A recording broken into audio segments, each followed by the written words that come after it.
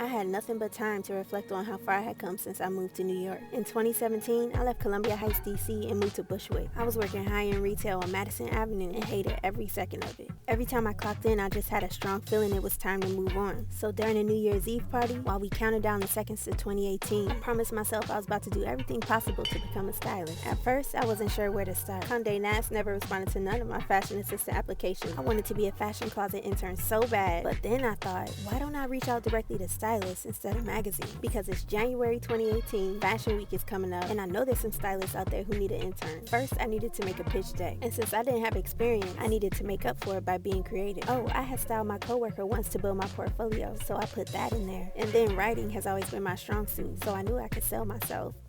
And I already had a website, CandiceBanks.com. Up until then, I had only used it to be a fake blogger, an extension of my Instagram basically. So I gave it an update, made sure everything looked good, and I linked my Tumblr to give them a little mood board of my taste. And finally, my pitch was ready. So I Googled agencies who manage stylists. Then I just sent my pitch out to all the ones based in New York. Nobody was off limits. Within a couple weeks, I got a response. A stylist said they needed help with 2 streetwear projects. I was still working retail full time. I couldn't wait to request those days off. And even though streetwear isn't really my bag, I killed it on both jobs. But those gigs were a little too casual for the trajectory I wanted. For my entire life, my vibe was more like runway, luxury, editorial, Vogue, glamour, high fashion. I knew where I wanted to be, and there was one stylist who gave just that, Miranda.